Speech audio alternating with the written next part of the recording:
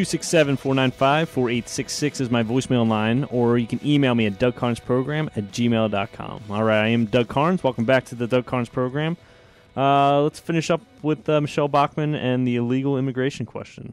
60s, when liberal members of Congress changed the immigration laws. What works is to have people come into the United States with a little bit of money in their pocket legally with sponsors, so that if anything happens to them, they don't fall back on the taxpayers to take care of them. And then they also have to agree to learn to speak the English language, learn American history and our Constitution. That's the American way. Governor Huntsman, you also signed legislation in Utah that gave driving privileges to illegal immigrants. Was that a good idea? Well, first of all, let me say, for Rick to say that you can't secure the border, I think is pretty much a treasonous comment. I didn't hear that. Did you hear that? Rick, you know, we can secure the border.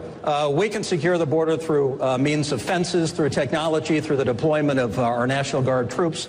We can get it done. In fact, when elected president of the United States, I would work with you and the other 3 border governors to ensure that through your law enforcement officials, you can verify that that border is secure. All right, so we need to secure the border. I mean, that's issue number 1. Put up a huge fence, do what Israel does, have 2 fences and sand between them. So you know if somebody crossed the first fence and there's footsteps, you know somebody's trying to cross the other fence. Very simple. Close up the borders, let more people in legally. Like, open up the gates. Make sure they're documented and everything. Very simple with immigration. Because this country was built on immigration. This country was built on immigrants coming here just to have a chance to prosper. Not a guarantee, just to have a chance. And for them to become a U.S. citizen, they would have to learn the Constitution and our history. But how do we force them to learn our history when our own kids and our own generations aren't learning about our history? All right, so next is on the debate is jobs, and I'll just go ahead and roll this right here. President, in his new plan, has a lot of tax cuts, payroll tax cuts, middle-class tax cuts, tax credits for hiring veterans, tax credits for hiring long-term unemployed people. Are those things you would support? And he's going to pay for them all with raising your taxes. That is the issue. He had $800 billion worth of stimulus in the first round of stimulus. It created zero. Before continuing here, just to follow up on that, in this bill, you know how like the big number a couple years ago was $250,000. So anybody under $250,000 a year wouldn't get bigger tax rates. Well, now that number's now been lowered to $200,000.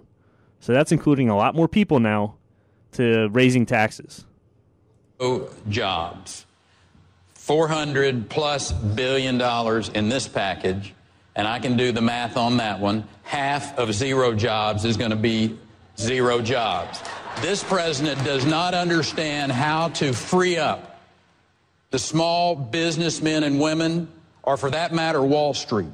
You give people the opportunity to risk their capital by lowering the tax burden on them, by lowering the regulatory climate, and you will see an American economy that takes off like a rocket ship. And that's what we need to be focusing on in this country, freeing up the small businessmen and women to do what they know how to do, which is risk their capital and give them half a chance to have an opportunity to have a return on that investment, and they will go risk their capital. That's what the President of the United States needs to do.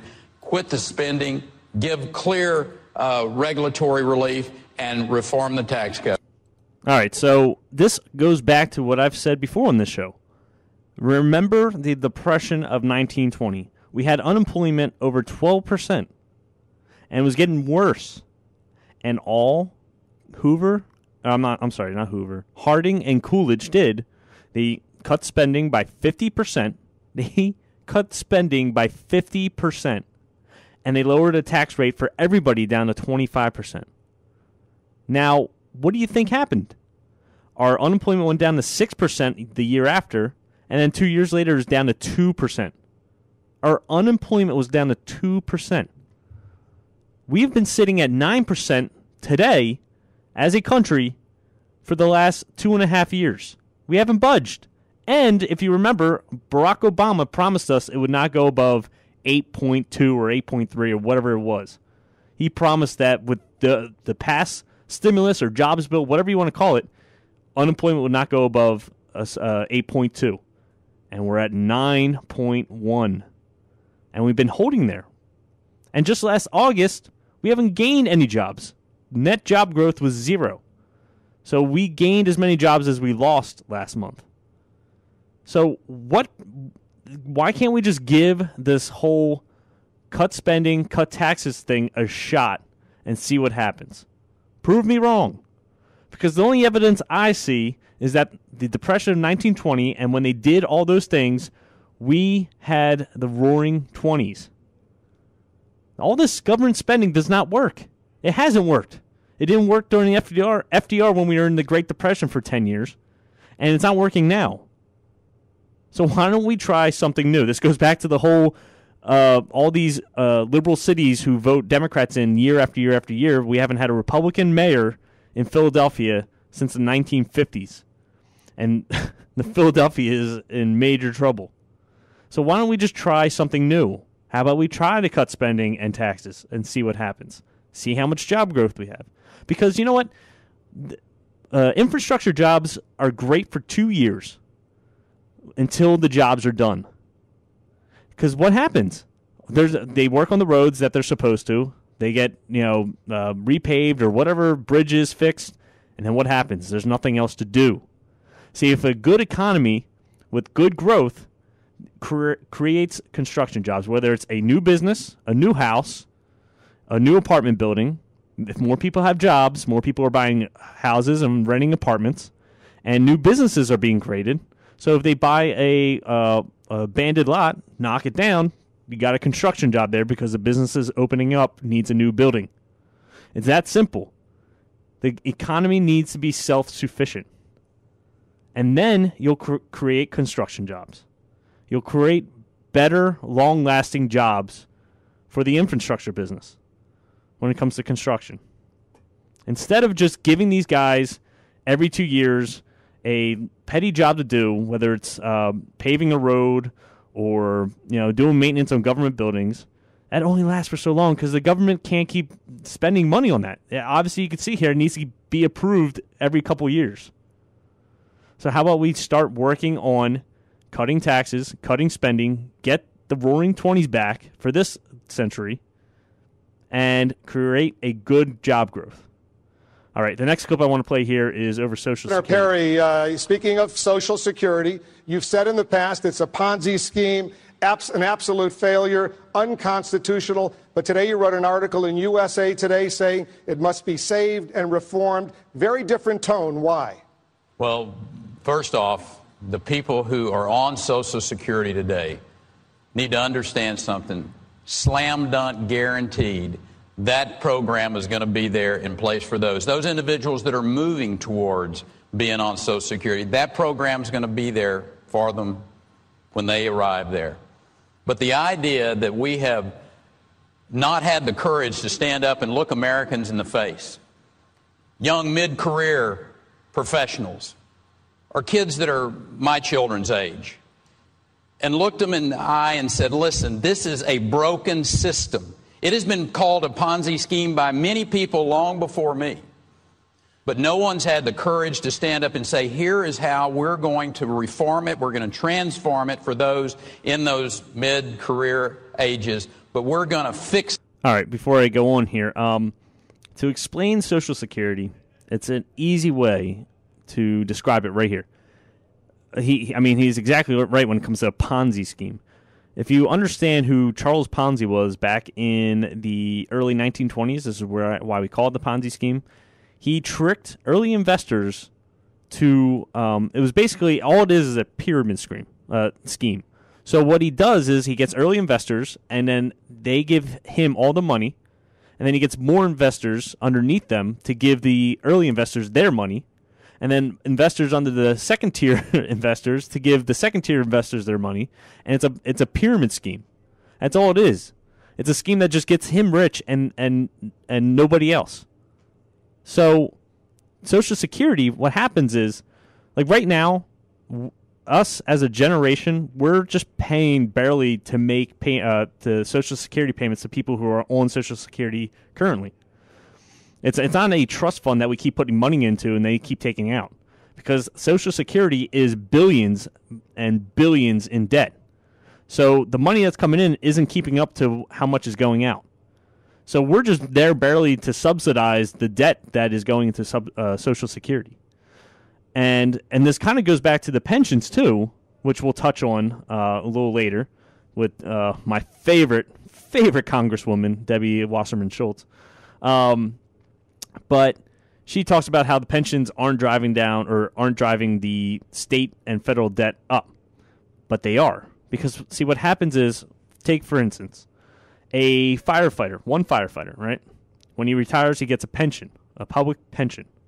Well, to pay that pension, it takes a bunch of firefighters below him. And then for each one of those firefighters, it takes a bunch for each one of those. So it's a big pyramid. And that system does not work because the money becomes non-sufficient enough because you get so many people into the system, it can't fund itself. And then it collapses on itself. That's why we see all these states in so much debt. Because the more and more these like firefighters and policemen and whoever has public pensions go, as much as it grows, that it just can't keep up with it. Because there's so many more people than the funding that's coming in. So that's all this is. It does not work.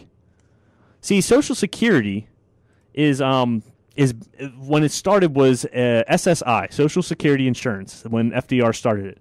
It basically said the life expectancy back in the 30s was 59, 62 in that area for men and women. And for 65, it said, hey, listen, you're not supposed to live past 62. So if you make it to 65, here's some insurance until you go, which is going to be pretty soon. So it wasn't that much strain on the system. But now we've kept the same age, 65, all the way till now, when our life expectancy is in the late 70s, soon to be 80s. We need to change that age. But we can't do it now because we have so many people dependent on it. So what we need to do now is draw a cutoff line. Say, okay, the people on it now, you're not going to lose it. Okay, you're going to stay on it. And the people right before it that are about to jump on the Social Security, you'll get it too. But the people behind that, you're not getting it. And then the people with that cutoff age, if we want to keep Social Security, say, hey, listen, life expectancy right now is in the late 70s, so if you make it to past 80, that's when you'll get Social Security. And that's what we need to do, to start weaning so many people off Social Security. But we can't take people off now because they're dependent on it. And the people going on or just about to go on it, we can't kick them off either. But we got to draw that line. For my generation, the generation right before me, we need to draw that line, say that we're not getting Social Security. And then raise that age limit so that it won't be so much of a strain in the future on the system. So then there'll be more money coming in than more money going out. And that's what you want. If we can have a rainy day fund with the Social Security fund, that would be fantastic. It would actually work. Oh, man. All right, we're up against a break. We'll come back and we'll finish up the debates and Obama's great job speech to the Congress. We'll be right back.